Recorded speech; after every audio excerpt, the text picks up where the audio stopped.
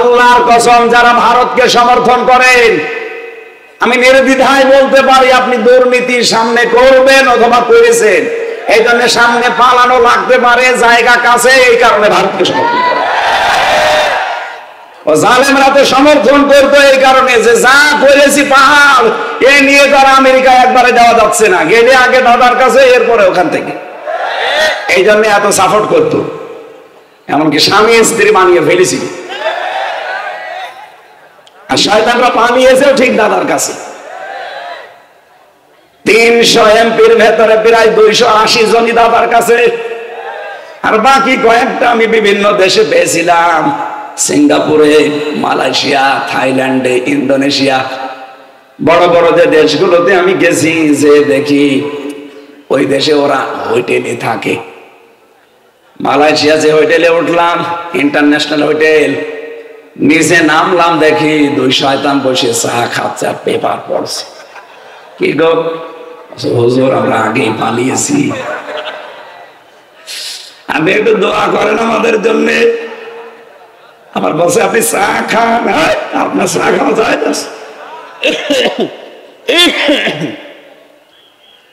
এই ফ্যানটা আর একটু দেখ।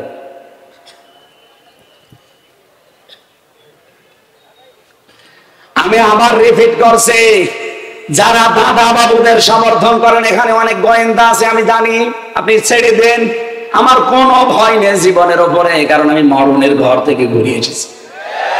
আমি যেখানে গিয়েছি ওই জায়গায় কেউ বাঁচে না, এই জন্য আমার আর কোনো ভয় নেই। আমার এখন যা লাইফ আছে, এটা আমার বোনাস লাইফ। যা জানি এটা আল্লাহর উপরে ভরসা করে আমি বলবোই, এতে কে নারাজ হইলো কে খুশি হইলো সেটা দেখার দরকার নেই। যারাই ভারতকে সমর্থন করবে আপনি দেখবেন ওদের ধান্দা আছে আমরা এরকম মারিং কাটিং করবো, ঝামেলায় পড়লে পালাবো। দেখো পাশে তো তাড়াতাড়ি চলে যাওয়া যাবে। সাইদি সাহেবের বসে বেশি রাখছিল, মেরেই ফেলেছে। এই জন্য সৌরঞ্জিত বাবু বলেছিল, বাঘে ধরলে ছাড়ে, হাসিনা ধরলে। ওনারে আমার মনে হয় শেখ হাসিনা বলা ঠিক না, কারণ শেখ মানে এই যে শায়েক লিখেছেন না আহমদুল্লাহর আগে, শায়েক মানে কি? হ্যাঁ, সম্মানিত। ফ্যানটা বন্ধ করে দেন। যেহেতু একজন খুনি, একজন ফ্যাসিস্ট, এই পৃথিবীতে 257 জন মানুষ আছে রাষ্ট্র পরিচালনা করে, তামাম পৃথিবী মিলে সবচাইতে বেশি নিকৃষ্ট মানুষের তালিকায় নাম এসেছে হাসিনার। এই জরিপ তো আমি বানিয়েছি। হ্যাঁ, 2 নম্বরে নাম এসেছে বাশার আল আসাদের, 3 নম্বরে নাম এসেছে নেতানিয়াহু। এই পৃথিবীতে যত নিকৃষ্ট মানুষ আছে তাদের ভেতরে এরা 1, 2, 3 কি নাম দেখলেন না? তার 2টাই মুসলমান, বাকি ইহুদি। যেহেতু নিকৃষ্ট মানুষের তালিকা আমরা বানাইনি, এটা খ্রিস্টানরা বানিয়েছে। এই হিসাবে আমরা বলতে চাই ওনার নামের আগে এই সম্মানিত শব্দটা এখন আর বলা যাবে না, তাহলে আবু জেহেল কেউ বলা লাগবে, হযরত আবু জেহেল। সে তো দেশের প্রেসিডেন্ট ছিল, আপনি কোনদিন হযরত আবু জেহেল বলেছেন? এনারা বলবেন কেন? এই জন্য শুধু হাসিনা বলেন, ও শেখ আর বলার দরকার নেই। আর ওনারা আসল শেখ কিনা তাও তো জানি না। কত রকমের কত কিছু তো তৈরি হচ্ছে, ওরকম তৈরিও হতে পারে। এটা যে হতে পারে আমি আন্দাজে বলছি না, এটা ধারণা না, এটা আমি পড়েছি। আপনি আমার ফাঁসি চাই এ বইটা পড়েন, দেখবেন কোন শেখ ধরা পড়ে যাবে। অন্তত 4-5 পুরুষের পরে আপনি পাবেনই না যে আসলে শেখ কিনা। শেষে দেখা যাচ্ছে সিরি। আমার বংশের উপরে আমি 3 পুরুষ জানি, এর উপরে আর জানি না। আমার বাবা রিয়াজউদ্দিন সর্দার, তার বাবা জাহান আলী সর্দার, তার বাবা নমাজ আলী সর্দার। এরপরে আমার জানি না, এরপরে যে কে আল্লাহ জানে, আর ওই নমাজ আলী জানে। যেহেতু নমাজ আলী প্রায় 100 বছর আগে উনি দুনিয়া থেকে মারা গেছে, সুতরাং ওনার এই জিজ্ঞাসা করবো কি করে। আর আমার দাদাও মারা গেছে, আমার বাবা আছে এখন। এই হিসাবে আমি যতটুকু হিসাব করি যে ওর উপরে মনে হয় ওই রকমই কিছু ছিল, কারণ এই এলাকায় যা আমরা সবই ওই রকমই। কি আপনি 200 বছরের পেছনে চলে যান, দেখবেন প্রায় সব ওই রকমই। এই জন্য নামও দেখছেন না দেবীর দ্বার। কি নাম শুনলে বোঝা যাচ্ছে এখানে তো দাদারা ছিল।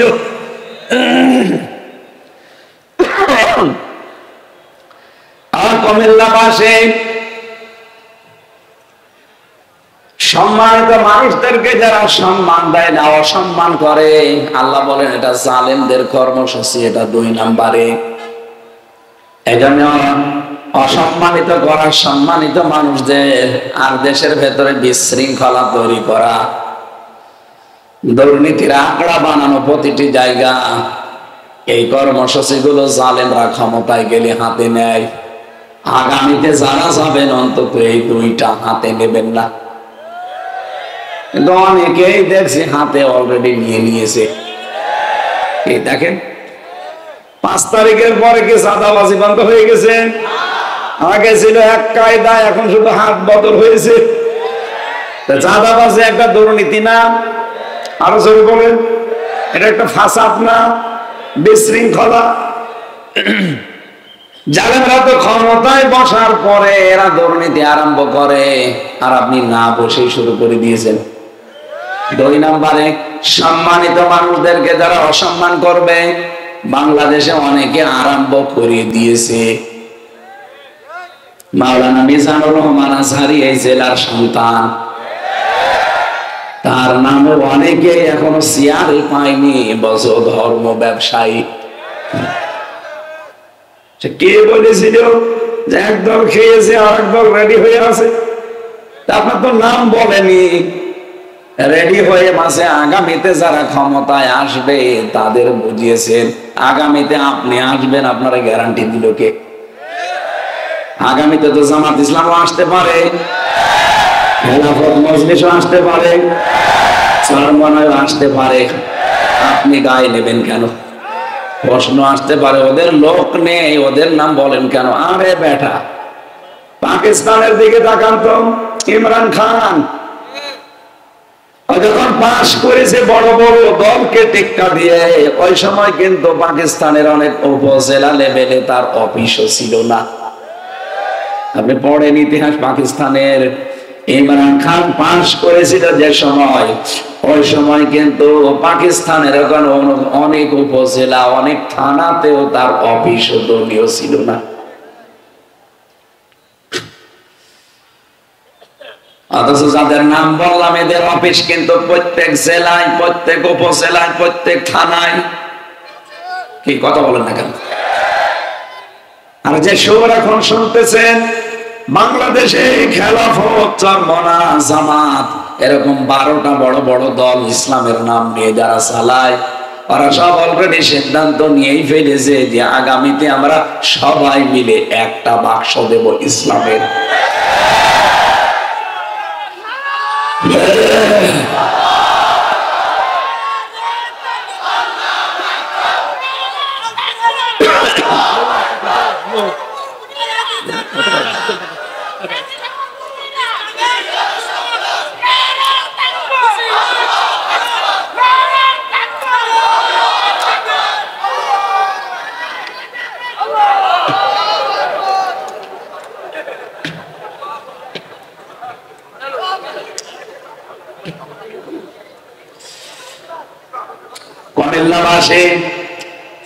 আমরা সূরা মায়েদার যে 54 নম্বর আয়াতটা পড়েছি, ওই আয়াতের সাথে বাংলাদেশের প্রায় 100 ভাগের 99 ভাগ মিল আছে, আর 1 ভাগ সামনে মিলবে। আমি মিলাবো ইনশাআল্লাহ। কি আর আমি এটা বানিয়ে বানিয়ে মিলাবো? বলেন। কোরআনে কারিমের আয়াতের দিকে তাকান। ইয়া আইয়ুহাল্লাযীনা আমানু মাইয়ারতাদ্দা মিনকুম আন দীনিহি, ওহে যারা ঈমানের দাবি করো, আমি নামকরণ, ঐতিহাসিক প্রেক্ষাপট এবং বাস্তবতা সব বাদ দিয়ে দিলাম, একবারে তাফসিরে প্রবেশ করেছি। শুনতেছেন? খুব ভালো করে শুনবেন। যারা ঈমানের দাবি করো তাদেরকে আল্লাহ ডাক দিয়েছেন। এ বাংলাদেশে যেহেতু আমরা ৯৬% মুসলমান, কত ভাগ বলেন বলেন? বাকি 4% বাদ দিলাম, ওরা বাদে আমরা যারা আছে ৯৬%। আল্লাহ আমাদেরকে ডাক দিয়ে জানিয়েছেন মাইয়ারতাদ্দা মিনকুম আন দীনিহি, যে ব্যক্তি, ইয়ারতাদ্দা এর তেদাদ শব্দের শাব্দিক অর্থ হচ্ছে ফিরে যাওয়া, হক থেকে বাতিলের দিকে ফিরে যাওয়া। আপনি নিজের সাথে কিন্তু মিলাবেন। আমি আবার বলছি, যে ব্যক্তি, যেহেতু এখানে কারো নাম আল্লাহ দেয়নি, যে ব্যক্তি মাইয়ারতাদ্দা মিনকুম, মিন মানে হতে কম মানে তোমাদের, তার মানে বাংলাদেশে যারা আমরা আছি সবাই এর ভেতরে আছি। বলেন বলেন? আন দীনিহি, আমি আল্লাহর দিন থেকে, ইসলাম থেকে, কোরআনে কারীম থেকে, আমার বিধান থেকে যারা মুখ ফিরিয়ে নেবে, ফিরে যাবে, ফাসাউফা ইয়াতিল্লাহু বিকওমিন, অতি শীঘ্রই আমি আল্লাহ এমন একটা দল, জাতি, গোত্র, গোষ্ঠী যাই বলেন তৈরি করব তাদের উপরে, ইউহিব্বুহুম, আল্লাহ নিজে যাদেরকে ভালোবাসবেন, ওয়ায়ুহিব্বুনাহু, এবং তারাও আল্লাহকে ভালোবাসবে। তারা আল্লাহর সাথে টেক্কা দিয়ে, পাল্লা দিয়ে, আজ অনেকেই কিন্তু আল্লাহর দিনের সাথে বিদ্রোহ করছে, সে জেনারেল কায়দায় হোক আর ধর্মীয় নাম নিয়ে হোক। এদিকে তাকান, কি কি বলছেন আপনি বলেন? আজ দিনের নাম নিয়ে, ইসলামের নাম নিয়ে কত মানুষ ইসলাম থেকে আজ বের হয়ে চলে যাচ্ছে নতুন নতুন ইসলাম বানিয়ে। আর এটা বাংলাদেশের চট্টগ্রাম বিভাগে বেশি। ইসলামে যেটা নেই, নতুন করে ওটা ইসলাম বানিয়ে আর একটা পথ তৈরি করে নিয়েছে।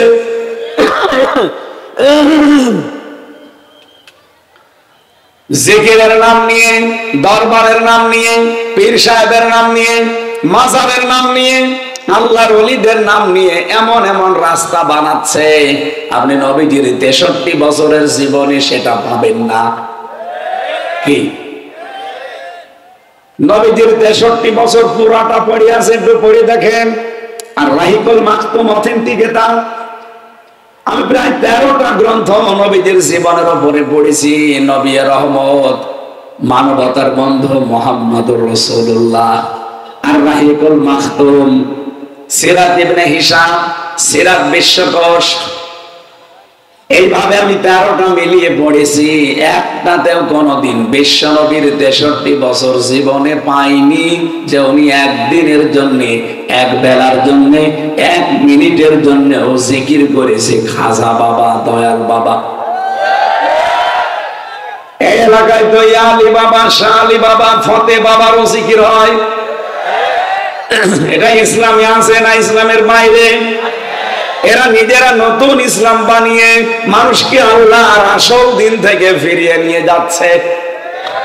এটা এক প্রকার। রাজনৈতিক ভাবে যারা এদেশে জেনারেল আছে তাদের দিকে তাকান, তারাও কিন্তু সরাসরি মাঠে নেমে পড়েছে।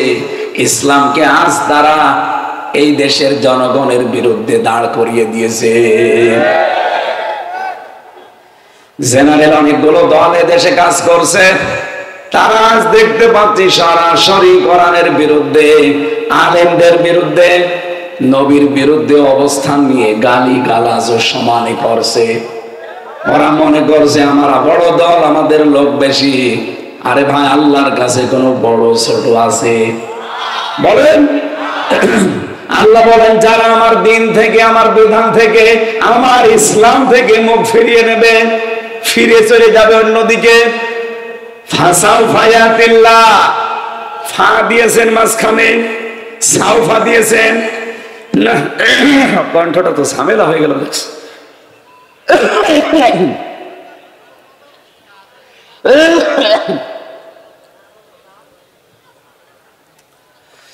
সাউফা শব্দটা ব্যবহার হয় প্রায় 13টা অর্থে।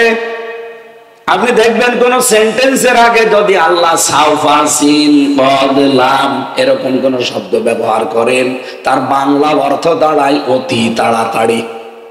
আল্লাহ এখানে ফা না দিলে পারতেন, সাউফা না দিলেও পারতেন, ইয়াতিল্লাহ দিলে অর্থ হয়ে যেত। সাউফা দিলেন কেন? যত তাফসীর আমি পড়েছি, মুফাসসিরিন ইকরাম জানাতে চেয়েছেন, আল্লাহ পাক বলেন আমি আল্লাহ কিন্তু দিন থেকে যারাই ফিরে যায় তাদের উপরে এমন রাগান্বিত হই যে সিদ্ধান্ত সঙ্গে সঙ্গে নিয়ে ফেলি যে অতি তাড়াতাড়ি তোমাদের উপরে ইয়াতিল্লাহ, আমি আল্লাহ নিজে কওমিন, এমন একটা জাতিকে তৈরি করব, এমন একটা দলকে তোমাদের উপরে আমি আল্লাহ নিয়ে চলে আসবো, যারা আমি আল্লাহকে ভালোবাসবে, এবং আমি নিজেও তাদেরকে ভালোবাসবো। আপনি বাংলাদেশের সাথে আরেকটা মিলান, আমি নাম নিলাম না, এমনিতেই মিলাতে পারবেন। আপনি দেখেন আজ দিন থেকে ফিরে যাওয়ার জন্য হিড়িক চলছে, সে জেনারেল কায়দায় বলেন, ধর্মীয় কায়দায় বলেন, কত মানুষ মনে করছে আল্লাহর এই দিনকে আমরা দুর্বল করে দেব। কত মানুষ কথা বলেও ফেলেছে যে বাংলাদেশে ইসলাম কায়েম সম্ভব না। কথা বলেন না কেন? কোনদিন এই দেশে মৌলবাদের উত্থান হবে না, মৌলবাদের লোক কোনদিন এই দেশে ক্ষমতায় যাবে না, যায়নি। মনে হচ্ছে ক্ষমতা ওনার হাতে, এমন কথা মানুষ আমরা বলতে শুনি। বলে কোরআনের ভেতরে রাজনীতির কোন সম্পর্ক নেই। আমার এই ছোট মাথার ভেতরে কোরআনে কারিমে ৯,৯১৮ জায়গায় আমি রাজনীতির আয়াত পেয়েছি। যাদের বড় বড় মাথা ওরা তো আরো বেশি পাবে। কিন্তু যেই লোকটা এই কথা বলে যে কোরআনের সাথে রাজনীতির সম্পর্ক নেই, উনি এক জায়গায়ও পেলেন না। কিভাবে কোরআন পড়লেন আপনি? আপনার কি কোরআনের উপরে কোনো ডিগ্রি আছে? কোরআনের উপরে 10টা বছর কাটিয়েছেন। আমার এই 33 বছরের ভেতরে আমার মনে হয় 23 বছরই আমার কোরআনের উপরে চলছে। আমার অনার্স মাস্টার্স পর্যন্ত কোরআনের উপরে। আমার এই ছোট মাথায় যদি 918 জায়গায় কোরআনের রাজনীতি করা লাগবে এটা থাকে, আপনি এক জায়গায়ও পাননি। আপনি কি পড়া পড়েছেন কোরআন? এই মানুষগুলো আসলে মনে করে যে না, এদেশে আল্লাহর দিনকে দুর্বল করার জন্য এমন এমন কথা বলবো, কাজ করব, মানুষ যেন দিন থেকে ফিরে যায়। আরে ভাই, নিজের কপালে আপনি নিজে কুড়াল মারছেন। আল্লাহর দিন থেকে যদি ফিরে যায় যে হামজার কোনো ক্ষতি নেই। কথা বলে না কেন? আল্লাহর দিন থেকে আল্লাহর বান্দারা যদি সত্যি ফিরে যায়, হামজার কোনো লস আছে? কারণ দিনের মালিক তো আর আমি না। কি দিনের মালিক? আমি। দিনের মালিক যিনি, উনি সিদ্ধান্ত নিয়েছেন মানুষ যখনই দেখবো আমার দিন থেকে ফিরে যায়, মুখ ফিরিয়ে নেয়, আমি আল্লাহ নিজে তখন সিদ্ধান্ত নেই ওই জায়গায় এমন একটা দল আমি তৈরি করে দেব, যেই দল আমাকে ভালোবাসবে, আমি আল্লাহ তাদের ভালোবাসবো। বলেন তো, এরকম একটা দল বাংলাদেশে এখন তৈরি হচ্ছে না? যা দিন থেকে ফেরত চলে যায়। আর এই মানুষগুলো দিনকে মানার জন্য, দিনকে কায়েম করার জন্য জান প্রাণ দিয়ে চেষ্টা চালাচ্ছে। এদের ভেতরে কয়েকটা গুণ তৈরি হবে, তখন দেখতে পারবেন। আল্লাহ পাক বলেন, কাতাবাল্লাহু লা আগলিবান্না আনা ওয়া রাসূলি। সূরা মুজাদালার 21 নম্বর আয়াতের প্রথম অংশে আছে, 28 নম্বর পারার 4 নম্বর পৃষ্ঠার প্রথম লাইনে আছে। রব্বুল আলামিন বলেন, কাতাবাল্লাহু লা আগলিবান্না। যারা আরবি গ্রামার জানে জিজ্ঞাসা করেন, লামে তাকিদ নুনে সাইলা, আল্লাহ গ্যারান্টি দিয়ে বলছে বিজয় কারা হবে এটা আমি আল্লাহ লিখে দিয়েছি। আল্লাহর লিখিত কোন জিনিস খণ্ডন হওয়া সম্ভব? বলেন বলেন। আল্লাহ বলেন আমি লিখে দিয়েছি যে বিজয় হবে আমি আল্লাহ এবং আমার রাসূল। সুতরাং আল্লাহ রাসূলের পথে যারা আছে তারা বিজয়ী হবে। এই পথ থেকে যারা দূরে চলে যাবে চর্ম চোখে ওরা মনে করবে আমরা মনে হয় সামনে যাচ্ছে, কিন্তু বিজয় আপনাকে আল্লাহ দেবে না। যদি আল্লাহ আপনাকে বিজয় দিয়ে দেয় তাহলে কোরআন শরীফ মিথ্যা হয়ে যাবে। কি কথা বলে না কেন? এরপরে আল্লাহ দুইটা গুরুত্বপূর্ণ নাম নিয়েছেন, ইন্নাল্লাহা কবিয়্যুন আজিজ। কত শক্ত নাম, কবিয়্যুন আজিজ। আল্লাহ পাক বিজয়ী হওয়ার ঘোষণা দিয়ে এই নামগুলো মানুষকে জানালেন। আজিজ মানে আমাকে কখনোই দুর্বল করা সম্ভব না। যতই ষড়যন্ত্র হোক, কবিয়্যুন আমি শক্তিশালী, আমার শক্তির সামনে সব তুচ্ছ হয়ে যাবে। আমরা কোরআনে কারিমের আয়াতকে বিশ্বাস করি ৯৮ ভাগ। বলেন বলেন, আরো জোরে বলেন কত ভাগ? সুতরাং সামনে বিজয় ইসলামের হবে। আল্লাহ পাক তার এমন একটা দল এই দেশে তৈরি করতে যাচ্ছেন, যেই দলকে আল্লাহ নিজে ভালোবাসেন এবং যেই দল আল্লাহকে ভালোবাসে। আল্লাহ কেন এই সিদ্ধান্ত নিতে চান? মাইয়ার দাদা মিনকুম আন দীনিহি, কারণ মানুষ আল্লাহ দেখে যে ফিরে যাচ্ছে আমার দিন থেকে। 15.5 বছরে যাই হয়েছে জালেমদের, কিন্তু অনেক মুনাফিক দেখছে এখন প্রকাশ্যে আল্লাহর দিন থেকে ফিরে চলে যাচ্ছে। আল কোরআনের আলো ঘরে ঘরে জালো, এটা নাকি দলীয় স্লোগান, অথচ এটা কোরআনের স্লোগান। এই কথা বললেন না? এটাকে আমি বানালাম। সূরা বানী ইসরাঈলে আছে 15 নম্বর পারা 9 নম্বর পৃষ্ঠা 2 নম্বর লাইনের 82 নম্বর আয়াতের প্রথম অংশে আছে, এত দলিল দিয়েও যদি আপনার মন খারাপ হয়, এদিকে আসেন আসেন।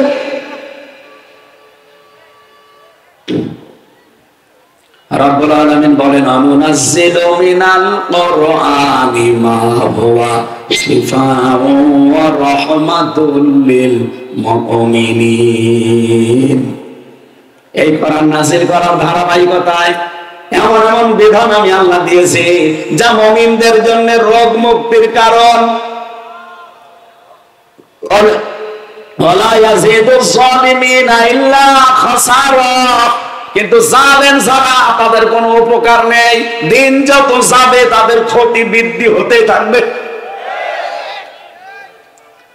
রব্বুল আলামিন সতর্কবাণী উচ্চারণ করছেন সূরা বানী ইসরাঈলের 8 নম্বর আয়াতের প্রথম অংশে, আসা রাব্বুকুম আইয়ারহামাকুম ওয়া ইন উদতুম উদনা।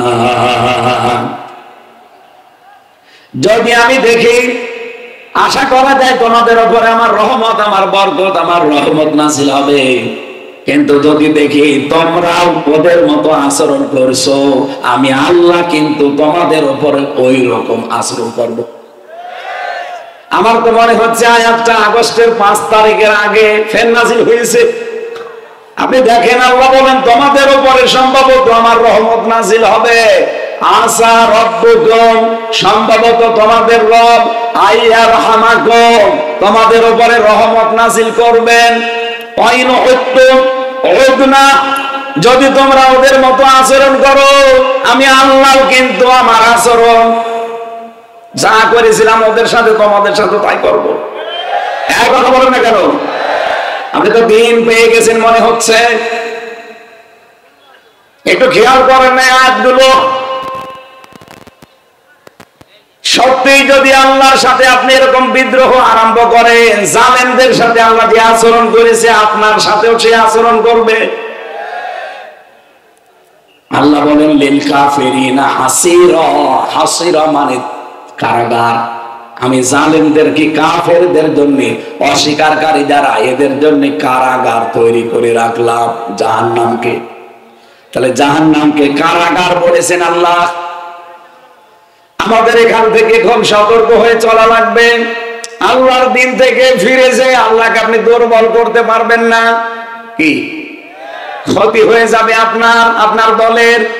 কারণ আল্লাহ এমন একটা দলকে এই জায়গায় দাঁড় করিয়ে দেবেন, ওইন তাতাওয়াল্লাউ ইস্তাবদিল কওমান গায়রাকুম সুম্মা লা ইয়াকুনু আমসালাকুম।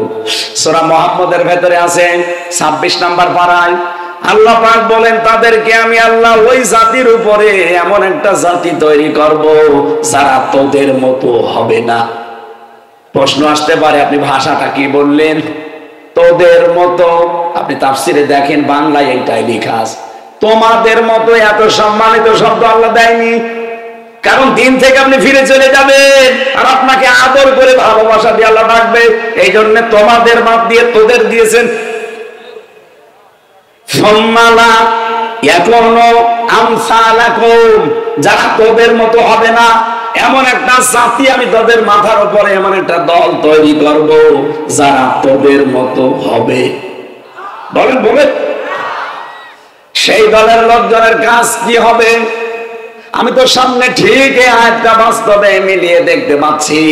একামতে দিন যারা এদেশে কায়েম করতে চায় সেই দলকে আমার আল্লাহ এই আয়াতে ইঙ্গিত দিয়েছেন।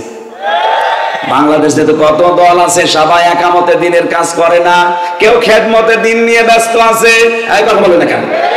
কেউ খেদমতে দিন নিয়ে ব্যস্ত আছে, কেউ আছে একামতে দিন নিয়ে।